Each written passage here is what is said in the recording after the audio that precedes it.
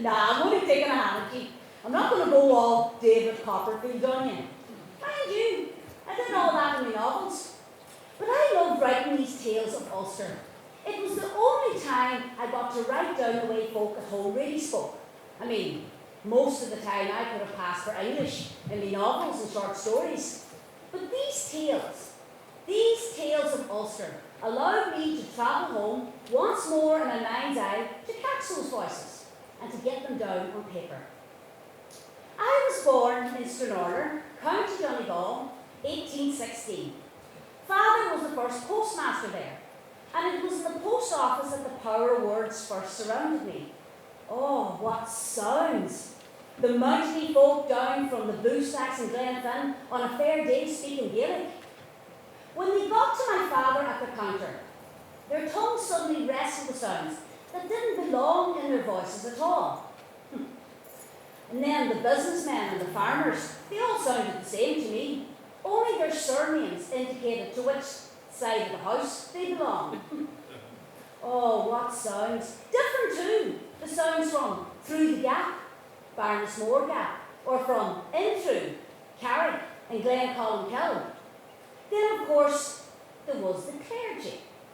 The Roman Catholic priests tended to come from other counties, and the ministers, where they were from Scotland or elsewhere in the province.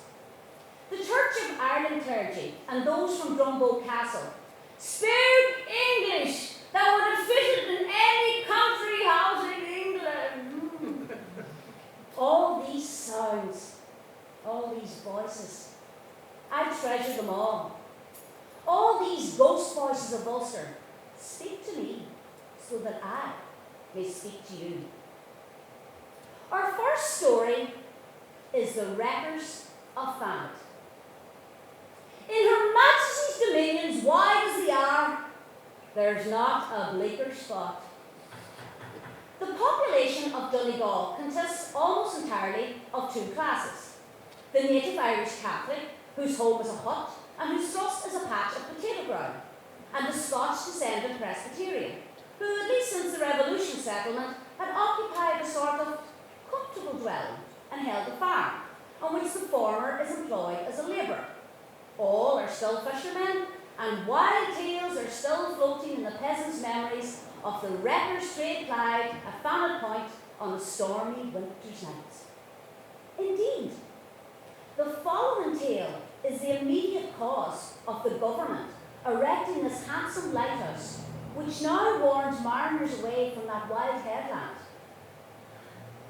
The manse, the home of the Presbyterian minister, Reverend Dinsmore, Mrs. Dinsmore, their three sons, and Janet. Mrs. Dinsmore was a large, indolent woman who believed herself ill. I'm large and indolent and believe myself ill. They stood high in their own esteem.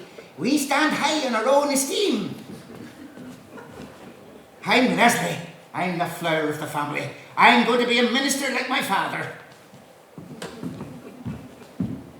They rarely associated with the sons of the Thanet farmers and paid little attention to the daughters. But rumour had said that they had a more intimate, though secret acquaintance with the interiors of the illicit still houses and the crews of smuggling vessels. And I'm Janet, far out cousin, housekeeper, and maid of all works. They say I'm too sensible to marry.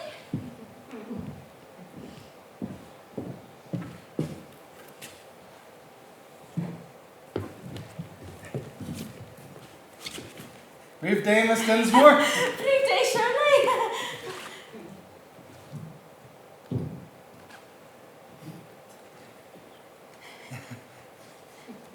Grand. I'll just...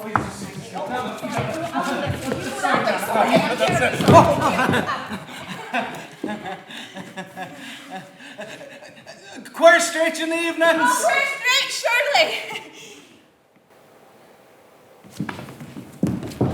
Oh, me turf!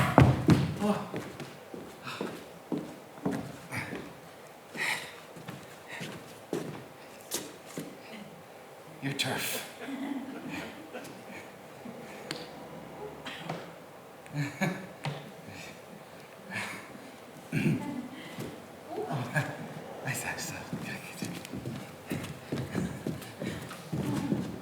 What's that Tierney fellow after?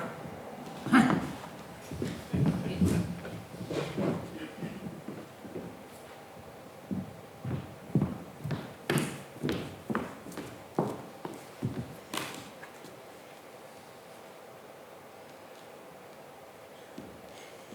Come in.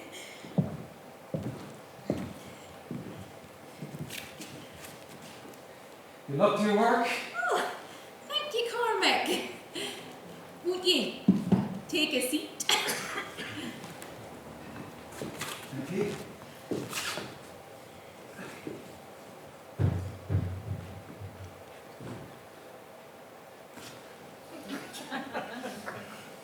Tell me all about your people this fine harvest weather.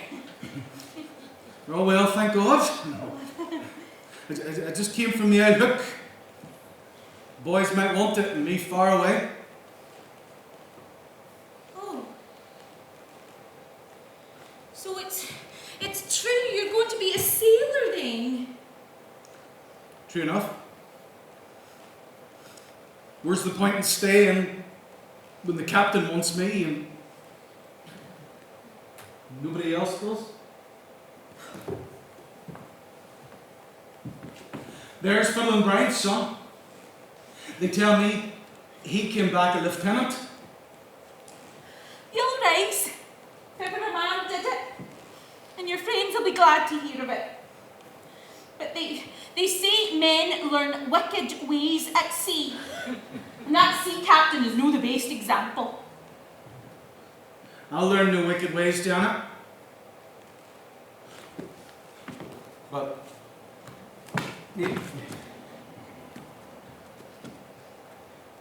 maybe you wouldn't refuse to be a lieutenant's lady? Cormac Tierney, I wish you well, but no amount of riches of this world would tempt me to marry a man that would boweth down his soul to the likes of yon sea captain.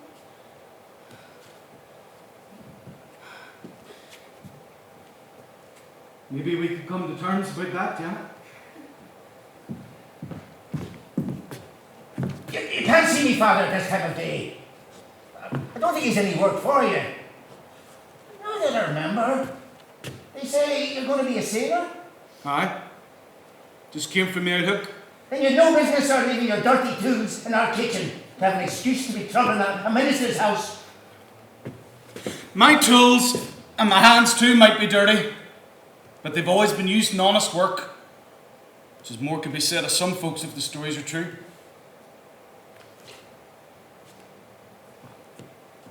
Farewell, Miss Dinsmore.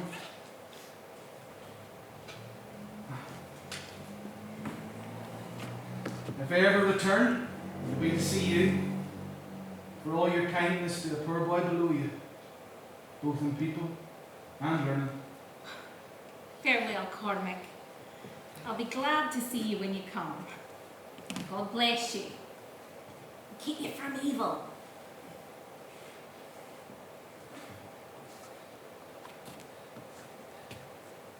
Evening, Master Leslie. Wishing you better temper. You better not come back here, that papist ruffian. And because to a minister's son, did you encourage him? Disgracing your religion and your family with a beggarly Catholic? You that might be a gentlewoman? Cormac Tierney is but an ignorant Catholic, but I only wish that those who should know better would also act as honestly. And I will have no nonsense in the shape of advice from you, my master's son. Oh, and by the way, I have no notion of ever being a gentlewoman. I'm to go to college next winter and be my father's successor. Janet spoke kindly to the Tierneys whenever she met them. And as the long, stormy winter nights drew on, she always looked out to the sea.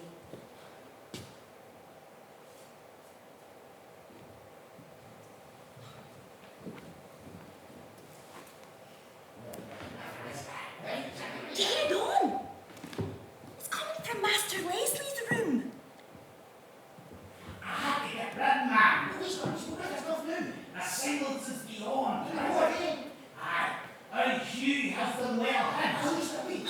That sounds like old Hugh Mcpherson's. How did he get in when I've all bolted up? That tribe have a reputation for all that is unlawful in this parish. Shipbreaking, building, distilling, plundering. Oh, I hope the Dinsmores aren't in league with the Mcphersons. What if they are supplying them grain for their poaching still?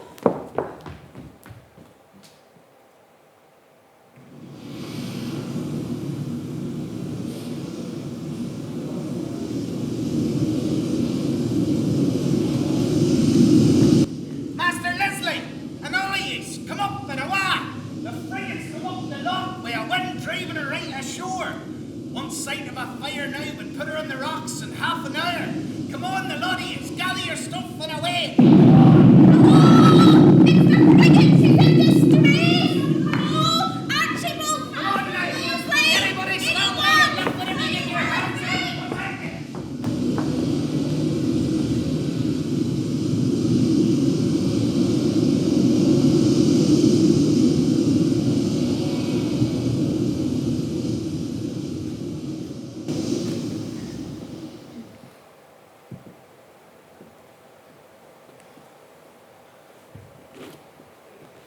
For thine is the kingdom, the power, and the glory forever and ever.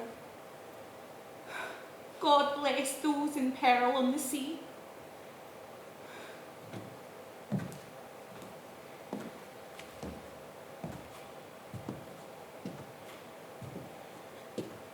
Conrad? Conrad, dear! How did you escape? Our ship's gone to pieces, Janet. The captain's waiting for me. Ask Master Leslie about the bag he took from me as I lay at Seal's Rock with the master's money and a brooch for you in it.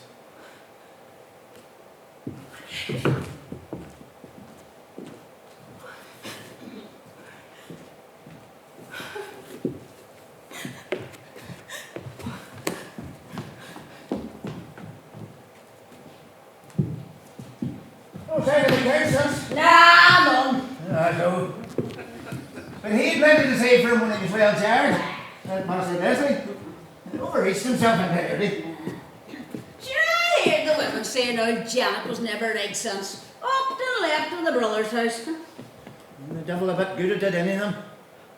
The Leslie boy had to leave the university to be a soldier. Now, parent, died of old age just. And the two young fellows. Away, married to some heiresses down the country, some road. And tell me this, is the man sound? Is he not here? No. There's new tenants. And they found a secret staircase. Oh, A well, passage into a cellar. is there anything in it? Oh, nothing but a wrecked and rubbish. Oh. But what do you hear? There's a piece of ship's furniture with the name Saldana marked on it. Oh, here. No harm to say the old yarns are true. Them Dunsmores were surely the last wreckers of planet. And yet, nobody knows for sure what Janet saw that night.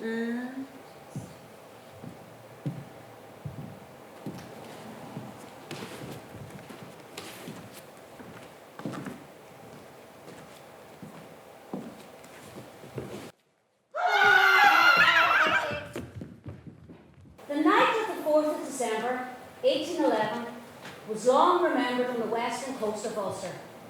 For in its fearful tempest, the Saldana, a frigate of 48 guns, was wrecked off Fannet Point, and all 253 souls on board perished. Our next story is the O'Cleary's tenant right. The tenant right is an article of social faith among the peasantry of Ulster. Like all popular ideas, it's a much firmer hold in the minds of the people than any statute. The legal security of a lease is not considered half so sacred as the right of the family who have lit the hearth and tilled the fields for more than one generation. Dennis O'Cleary believed that his house had been built and the land leased by one of his ancestors when the last of the O'Donnells ruled in Donegal, and successive, he traced his origins to the halls of Tara, where there were bards and scribes to the princes of Tyrconnell. When Dennis O'Cleary's lease expired, and the landlord, in consequence, raised the rent, calamity followed misfortune. My two sons, Michael and Dan, drowned fishing on Dunlow Bay. Then Phelim and Pat had to flee to America, for the revenue officer came on their stove and wasn't shocked in the scuffle by mistake. Then Honor and I went away in the middle of the night with the two felons and never came back. Thanks to the recruiting officer, they're away in West Indies. It's only me and Dennis now. Why? And poor Buddy, the greater. That's me. Buddy the Crater.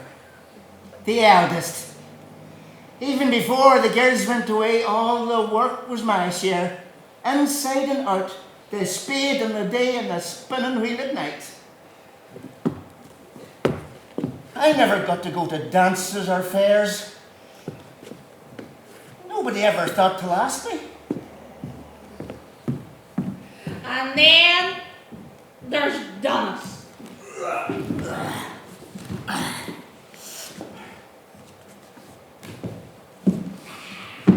Simple.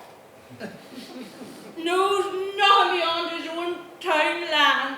Would take any advice except a wise one, as long as it doesn't interfere with his habits, which are talking too much, doing little, and smoking his pipe. All I can do now is go round me beads. Blessed mother, what did I ever do to deserve this? Only Buddy left me in the house going to wreck and ruin race. Holy Queen Mother, dear neighbours with this world, did you cry about it, telling me, did you ever guys want to leave this valley of tears?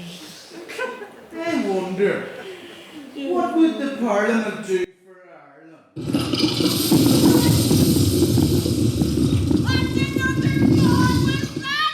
Oh, damn if I knew. The whole rear of the house came down in one slap. Nothing but bits of timber every road.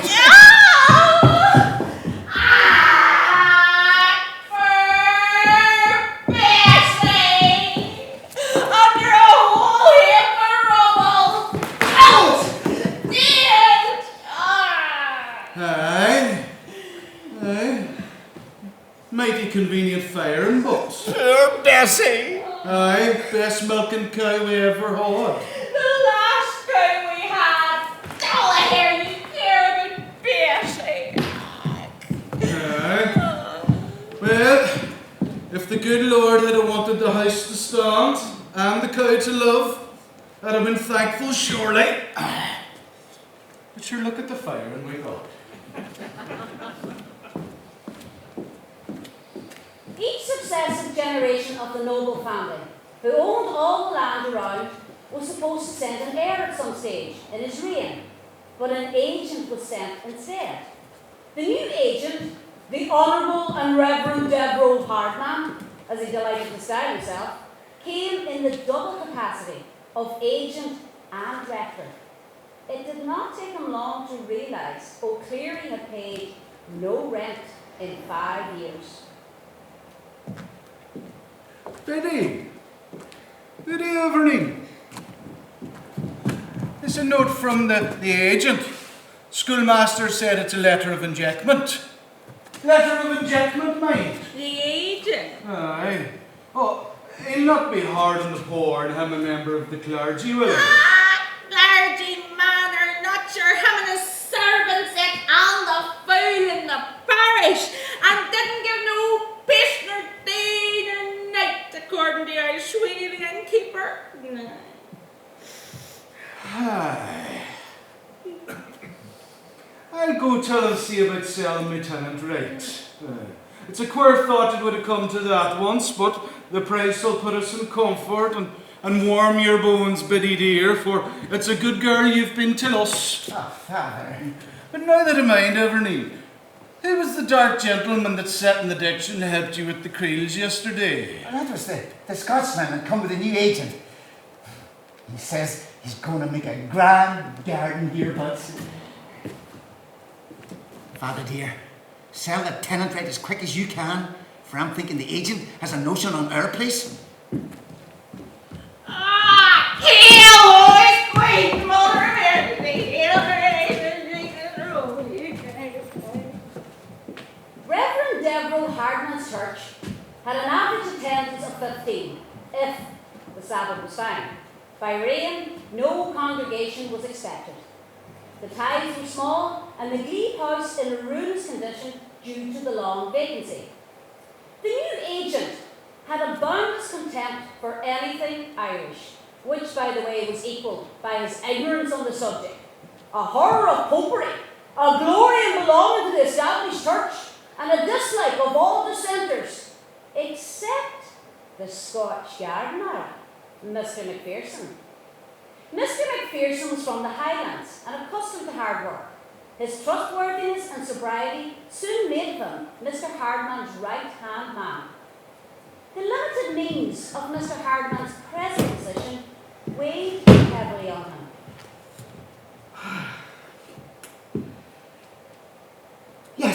Yes.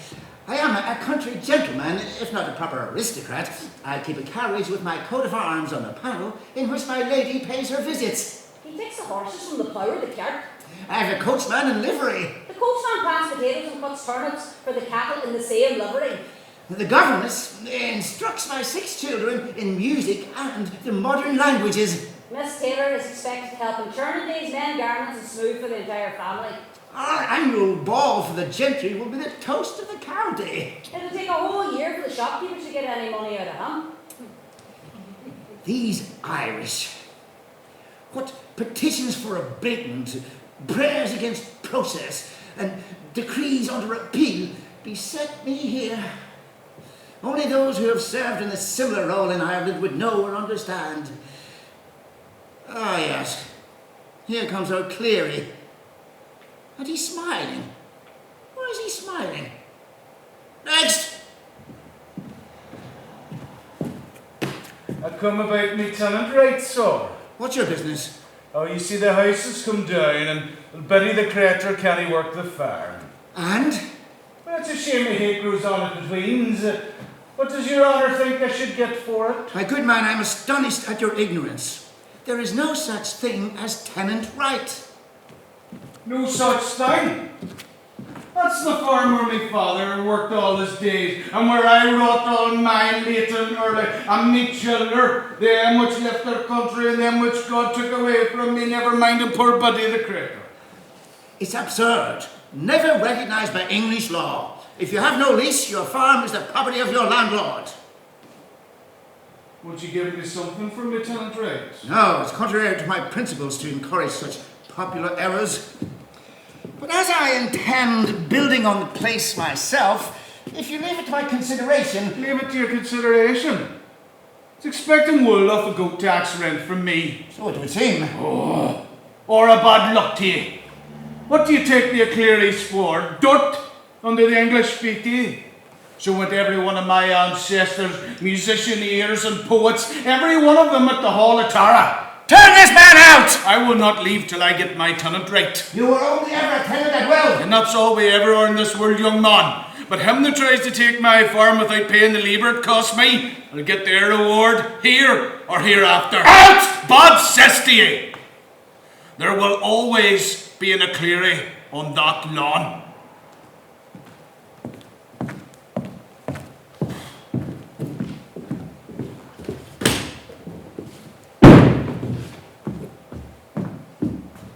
Meanwhile, the wrath between Dennis and the aged went on, and so did the ejectment process. Passers-by remarked that Biddy's face had been more regularly washed, and that her hair had been kept smoother than it had been in former times, and that the Scotch gardener was occasionally observed nearby. But after the 6 months' notice, the O'Clearys were evicted, and the last remnants of the old house was levelled to the ground that it might never shelter them again. They took shelter in the barn of a relative, but the cold and the grief of that starry November night were too strong for the aged pair. They groaned in their sleep, and they woke in the morning with those terrible symptoms that the Irish peasant has learned to dread as tokens of typhus fever. Kitty sunk rapidly and almost in silence, but the old man had wide fits of delirium in which he talked of better times, his absent children, and more than that, his tenant rent. Biddy! Biddy, Biddy! I think I'm growing young again! Oh, it's a long life Kitty and I have had. Biddy! Biddy! Maybe your mother and I didn't do right by you when Honor and Una were here. And the boys too. I'm surprised there's not a letter from them.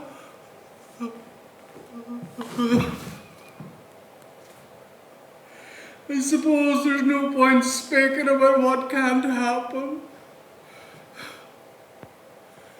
Now that I'm to go, Biddy dear, look after that Scotch gardener with his grand clothes and his grand stories, even if he is a black Presbyterian. Father dear, you're raving. But he's a gentleman, and not the likes of me. If the Lord would spare you and me, mother, that's all I would ask.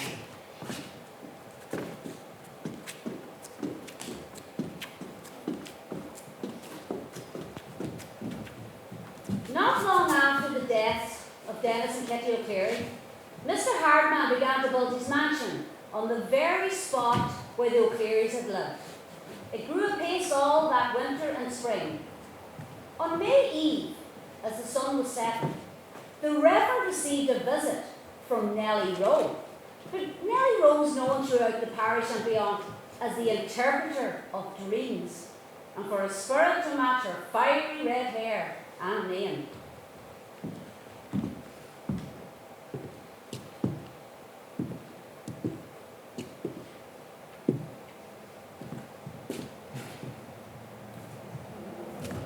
Your Reverence, I saw Dennis O'Clery this morning. Converse with the dead often, do you? Dennis O'Clery bid me tell you something. Superstitious rot. He told me that he would send some persons here this day 6 months to settle with you. Here where you're building your new house, or his tenant right. You mean, Mon? Or this tenant right business? Now, hear this. This day 6 months, we will have a housewarming party. Oh, your house will certainly be warm that night.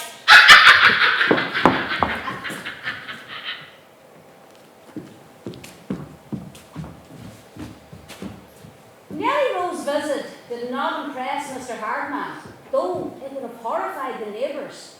For word had come that Nellie Rowe had died that very May Eve morning. Old folklore invested the May Eve with a prophetic power.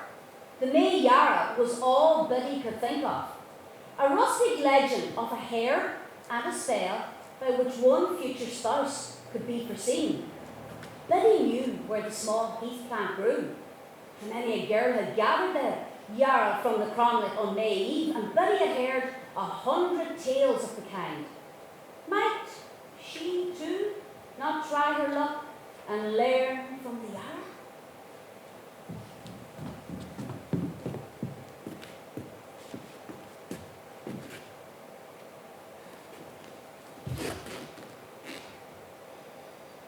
Good morrow, fair Yara. Thrice good morrow to thee. I pray that before the sun rises, my love may appear to me. with the colour of his hair and the clothes he will wear and the words he will speak when he comes to court me.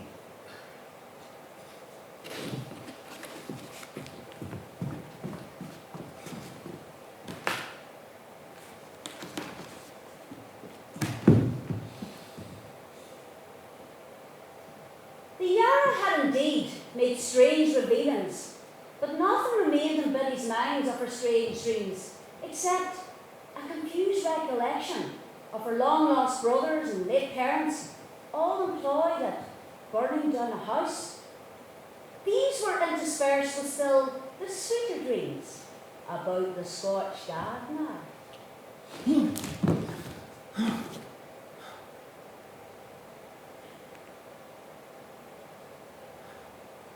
Mr. Mcpherson? A Presbyterian?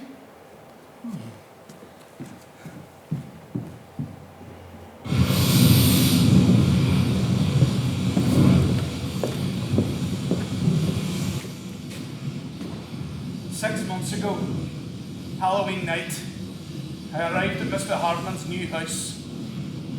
The second story and the attic were all ablaze.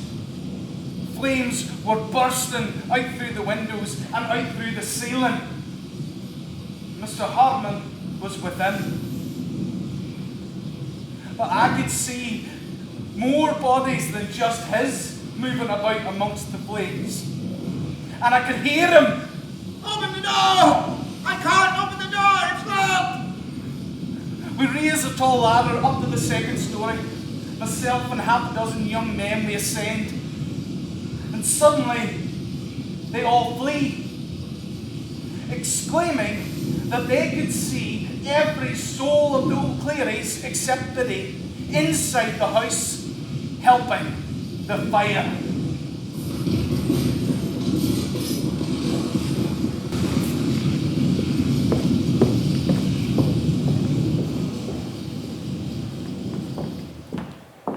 Aye, he should have hated poor Nellie Rose Ghost. Drowned that very morning off the coast of Kerry on her way to America. Aye. He knew what was coming to him. Oh, aye, and what about Betty's dream? Sure, she dreamt the night of the fire that she was burning down the house with her dead brothers and her dead father. She was a decent creature, even she did marry a Presbyterian. Well thought of. Oh, I'm sure she could have brave house out of it now. Oh, and didn't all the O'Clearys leave her their tenant right? Mr. Mcpherson never cared to speak of that night, but within the year he made good his title by marrying Biddy. And old neighbours who repeat the story are wont to observe that, though she did turn Presbyterian, she was still a decent creature and well thought of, especially when she got a fine house of her own. As was foretold, there will always be an O'Cleary on that land. Our next story is the unlucky birth night. The last night of October was for many an age sacred to the festive mirth and superstitious fears of all Western Europe. One prophetic to the province is that the power of darkness has a special claim on all children born on that day. The Martin family, farmers, Baroness Morgap, were the descendants of a Scotch family who dated their settlement in Ireland from the first plantation of Ulster. But time had made them denizens of the soil, as generation after generation dwelt in the spot and passed from it to the grave. No distinction, but a rigid adherence to the Presbyterian faith, and the proprietorship of that moorland farm existed between them and a few Irish cottageers who had gathered around the wealthier house. On that night, the friends, relations and connections of the Martin family, including 9 married sons and daughter, were all expected to assemble according to annual custom under the paternal roof. Marian Martin.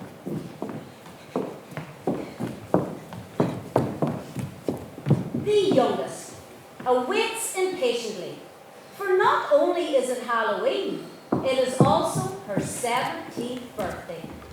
Eminently handsome and with a graceful figure, her father took little pride in his youngest, as Marian was lame, and he deemed her unlikely to attract a suitor.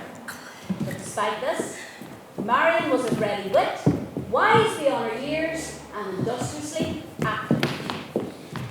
They're not coming yet, but I'll go down to the Brown Bray and look at them conceiving.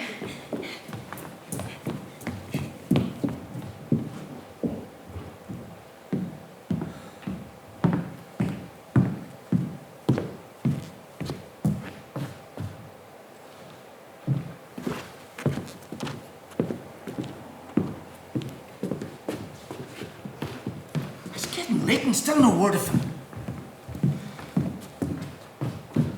I wish Marian would hurry back.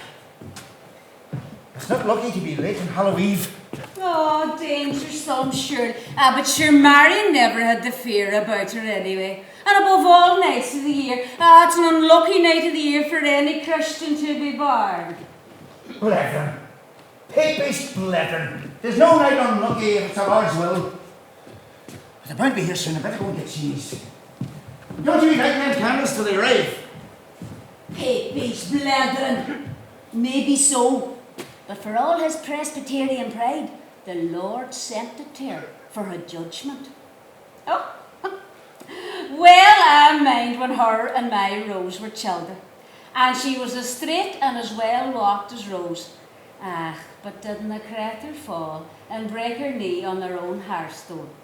In truth, now they tried everything near and far, but she never put it to the ground from that day to this. Still keeps short and crooked, all because she was born on Hallow Eve. My own mother prophesied it. Well, she was doting by then.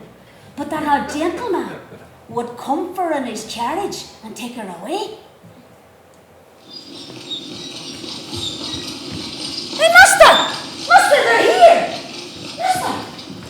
There's a long dark coloured coach with cases and trunks and a coachman and 4 black horses, and Marian is in the middle of them, leaning on the arm of a tall dark stranger.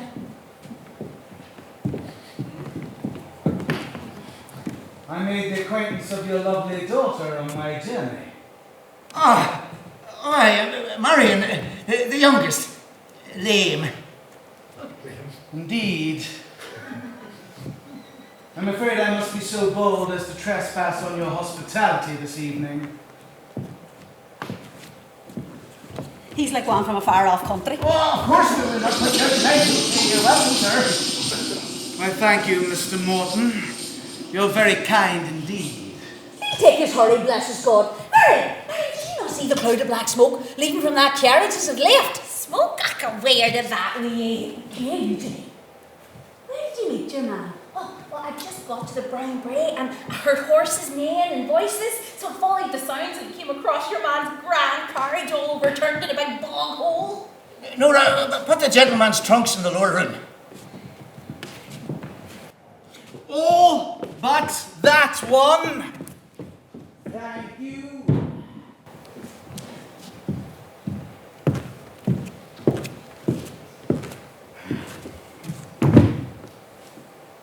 Contains too many valuables.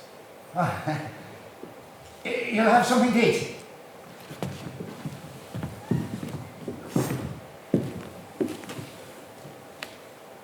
To the young, I spoke of their chances in the games of the night, laughed at their jests, and joined in with the merriment. To the old, I told strange tales and shrewd proverbs, and in short, quickly became a favourite. My popularity was considerably increased when I presented my trunk and distributed presents so liberally, securing me not only the praise, but the gratitude of the entire assembly. Young and old, maid and matron, they all received according to their various inclinations.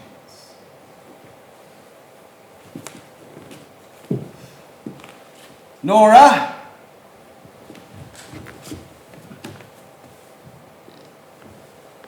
for you a pair of slippers.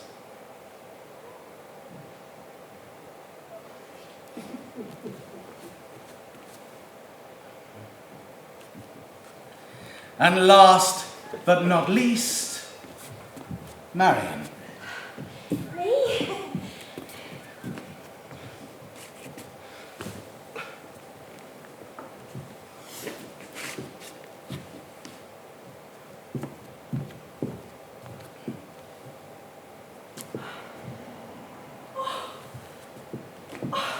Oh, it's beautiful. Look at this shiny jewel. It fits.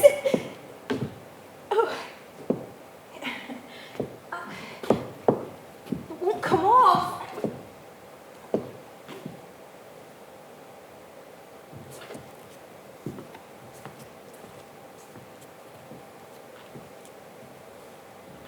Then you will wear it forever.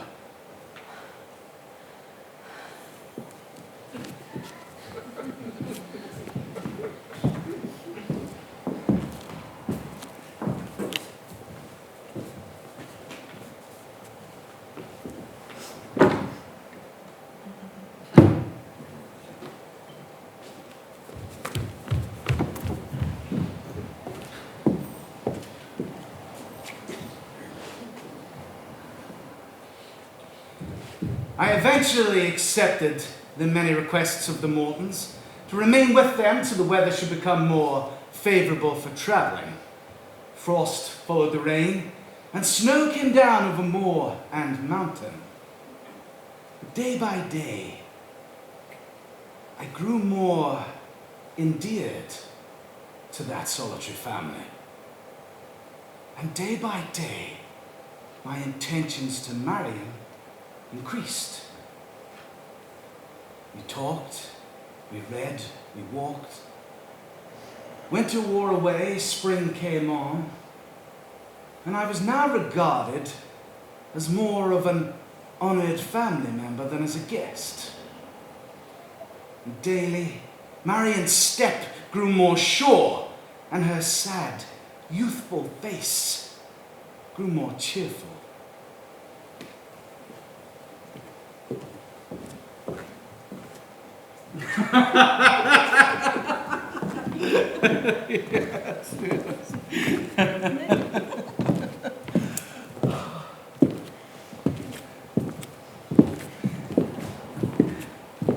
She's looking powerful well.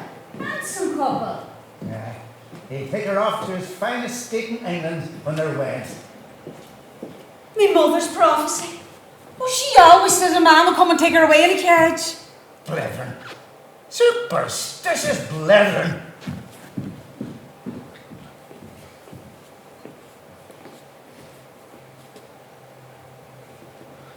The summer is over. The harvest is past.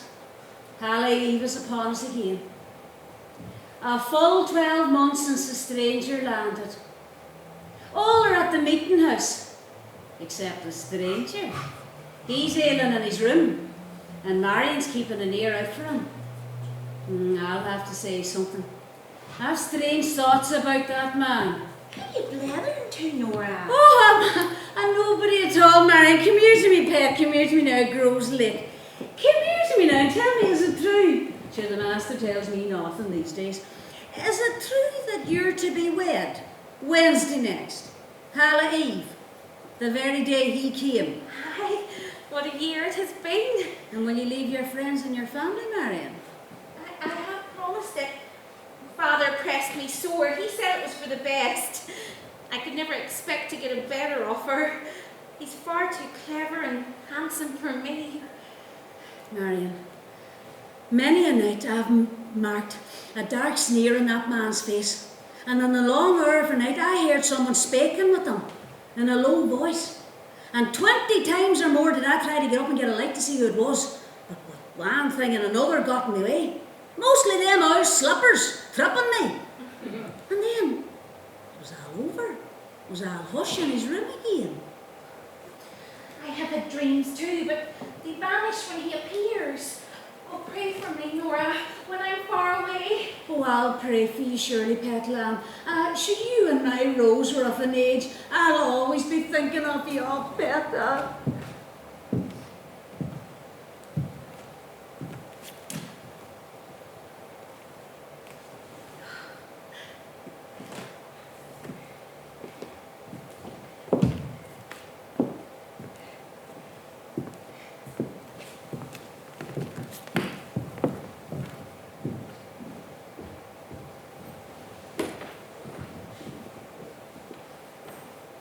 And so, the day of the wedding arrived, Halloween Eve, and Marian's birthday. All remarked that in spite of her rich dress and her good fortune, she looked pale and troubled, and the bridegroom looked strange too, as if full of remorse, and constantly looked towards the door and startled at every sound. The old clergyman who'd baptised Marian joined their hands together, and the pair were married.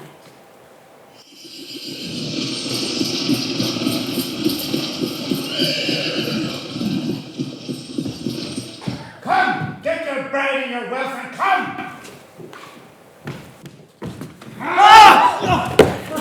Will you go, Marian? I will. No! Who are you in the name of God that will summons away this newly wedded husband and this lassie will not leave with this dark hour for more your friend? No! Leave her alone! Marian! Get over!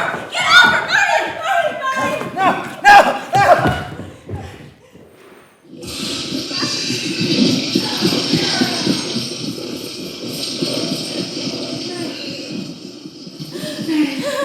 It's okay.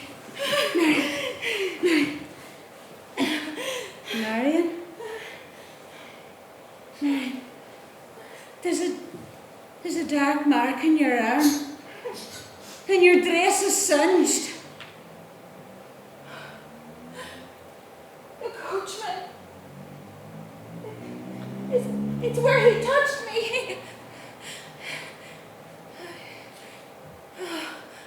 Marian? I have a long journey to go. Marian! Marian! Marian! Marian, wake up! Wake up, Marian! There were many readings and long prayers, but the company did not leave till they went forth with Marian's funeral. Tradition adds that the gifts bestowed by the strange bridegroom were either unaccountably lost or became the causes of misfortune to those who had received them, and no occupant ever prospered in that house. Our final story is the O'Donnell's penance.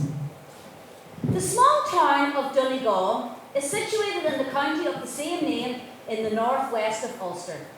The place possesses some history and much tradition connected with two remarkable ruins in the immediate vicinity. The feudal fortress, once the stronghold of the chiefs of Tyrconnell, the O'Donnells, and the other the ruins of a Franciscan monastery.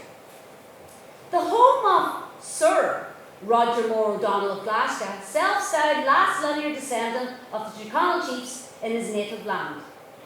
The last of the O'Donnells differed little from the Irish peasantry of that period in the matter of property, except that he occupied a long old house called in the neighbourhood a bawn, and some 100 acres of scanty pasture and unreclaimed heath. Despite the degradations of ever-decreasing wealth, Roger claimed many distinctions from the local peasantry and declared that Ireland had not the equals of his children in blood or beauty. According to Roger, his daughter Una, a girl with a free flow and boundless spirit, bore much of her ancestors' ancient pride and fiery resolution.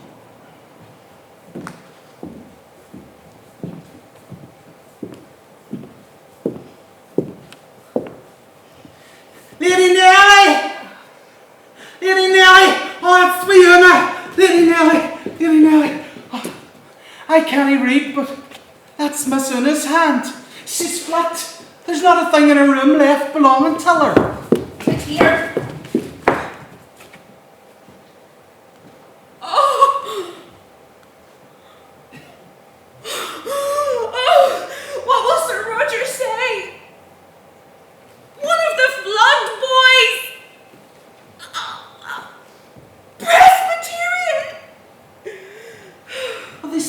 James is a lovely fella. James, what do you know of this business, Cassie? Not a hate, ma'am, only what I'm telling you. She got away through Lower Parley Monday. She's left her rosary beads and her crucifix on your bed. Oh! Oh, the shame of it! The disgrace! What will Sir Roger say? The shame will kill him! Oh, go clean, ma'am. Oh, hold your tongue! She was supposed to marry well. A noble. A Spanish prince. The descendant of the O'Neills, but... Yes! A farmer boy. How did she even meet him? I don't know. She was to have a wedding feast as grand as mine. And a wedding dress with a 10-foot And the 10-foot yellow tree. saffron! Cassie! Saffron of the finest satin. Aye, I mind it well. All that smooth, and I feared to make a hole in it. What are we going to do? What do you mean? What do you mean, Lady O'Donnell? What do you mean, Lady O'Donnell? When Sir Roger hears of this, we will have to go away. How could we hold up our heads? You know how pious he is! She's damned! And she's damned us all right too! That's a terrible thing to say.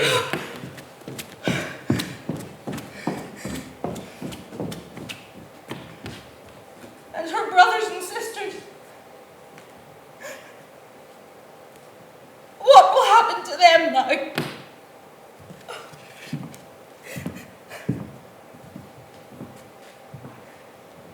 The effect of the marriage on that household was strange and terrible. Sir Roger disposed of half of his land, and with his proceeds, the two sons set off for a monastery in Rome. The next day, the remaining two daughters took for a convent in Limerick. Sir Roger and Lady Nellie headed south to the seat of her ladyships. Years passed, and swift were the ravages on that family. First, the two young monks died, one from a visitation from God, and one of typhus fever. The next, the two daughters died of typhus fever caught in a Limerick hospital. And lastly, Lady Nellie died, and buried by her own desire in her saffron satin train and all.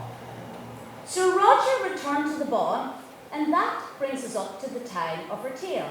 Here, did you tell them what happened to young Una? Oh, she was a feisty lassie, sure she was. She was always going down to... At first, the pair seemed happy in the affections of each other. The young man's family were reconciled to the match, and Una conformed to the fashions and faith of his people. Oh, and she never asked to be forgiven. No, never even spoke of her family, except when she was asleep. Oh, she was always The talking young about her sleep. woman grew pale and died at childbirth. The young widower took to drinking as a consolation, and at length joined a regiment for the West Indies. I died of yellow fever way out foreign somewhere. It was the auntie and uncle reared the way in. It was a wee cutty, Katie. Now, I never got to see Una again, and I never got to see Katie. Well, you'll get to see her now to how you wish for 1 minute.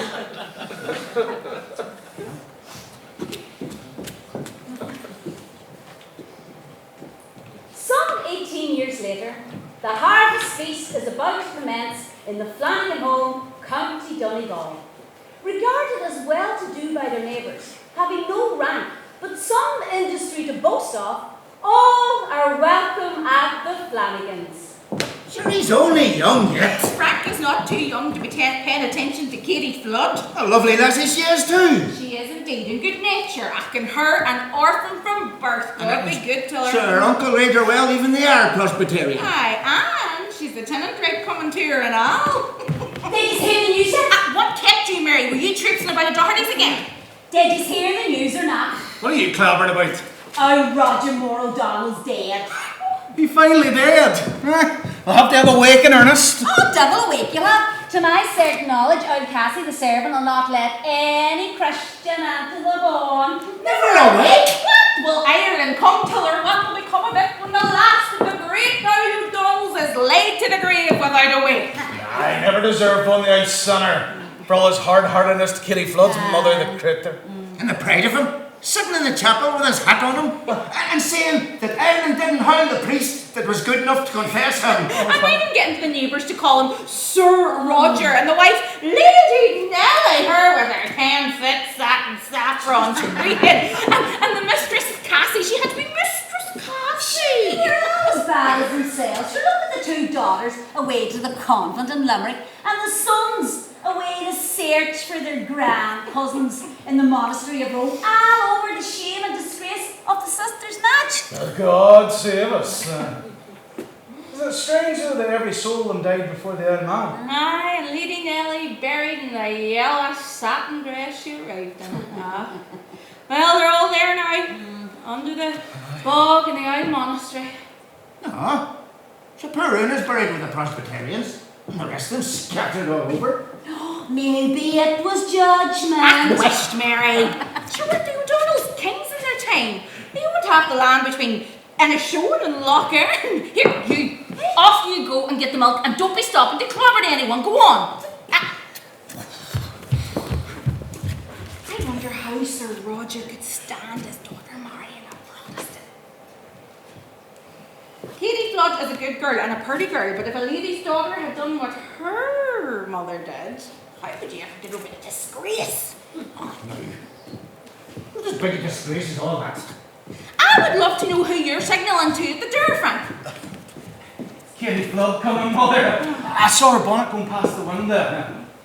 I've got to ask her to stay. But her uncle's a Presbyterian. The critter gets no fun. And remember, she is an orphan.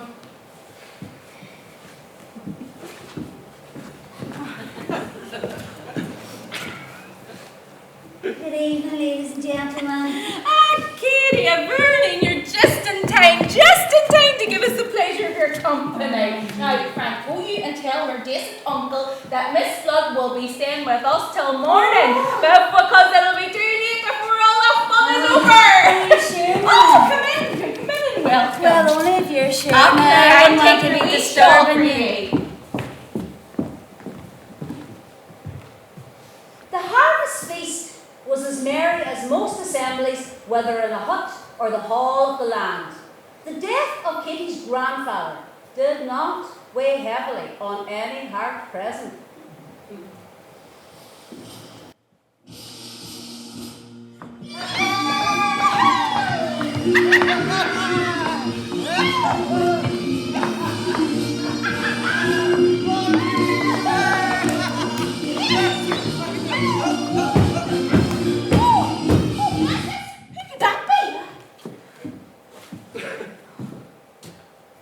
Is Roger Moore O'Donnell of Glasgow dead? We hear so. But, won't you step in, sir? No, sir. My journey has been long, and some of you may yet see the work I have to do.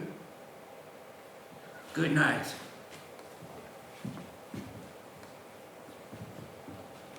Who under God was that? I don't know, but you look at the breed of the O'Donnells about him. The trunks don't wear the on get-up anymore. Looks like he's heading towards the castle.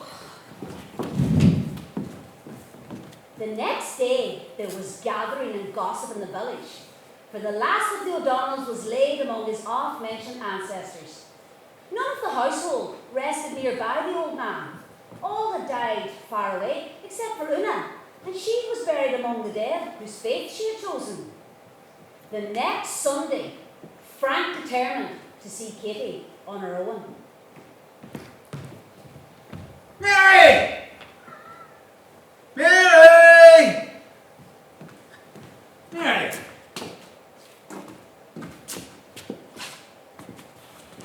Mary, come here to me. Mary, dear sister. I've got a favour to ask you. Ah, sure, out with the Frank. There's nothing in life I wouldn't do for you. Ah, here's not to tell me you're going down to the Presbyterian meeting house to meet with Katie Flood and a walk home with her from a night's preaching. No more of that. I want you to say you forgot your beads at Father O'Cleary's and then ask me to go get them for you. What? Mind what I did for you and Neil Doherty after chapel on Sunday?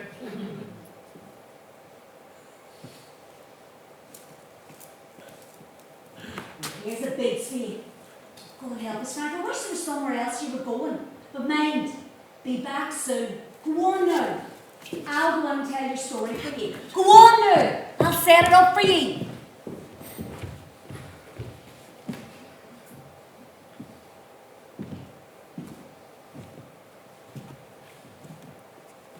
Frank, what ails ye? And what kept ye? I've seen a queer sight, Mary. One I'll not forget in a hurry. And did you go down to the meeting house to meet Katie Flood? I did. I pretended to hear the preaching. Sure enough, we went to your uncle's for tea, and she stood at the door with me for a while after. I was on the way home, came through the old monastery. There was a glare of light, and a monk appeared. I declare to God it was the same fellow that came on harvest night. And old Roger Moore was there, standing just as he used to be. And Lady Nellie, with a satin gown and the train yards out behind her, and two nuns.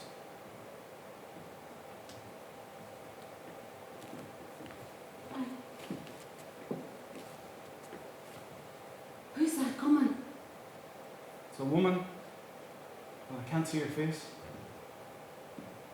It's Aunt Cassie. Is she dead?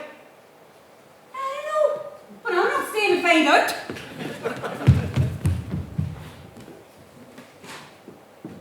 The next morning, word arrived that Aunt Cassie had died in bed at the Baum. The grave where Katie Flood's mother had reposed in the Protestant graveyard had been opened during the night. The tombstone overthrown and the mouldering remains removed. Upon inspection of Roger Moore's grave, the coffin of his long-disowned daughter Una had been placed beside his.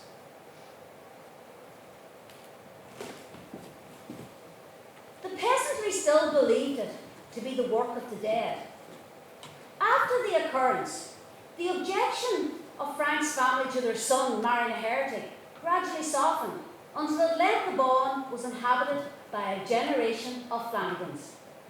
It is even said that the story contributed to diminishing the party hostility existing between Protestant and Catholic in that district, which was, after all, the best effect of O'Donnell's penance.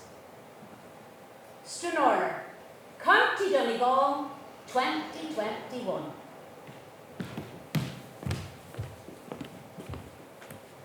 That's me.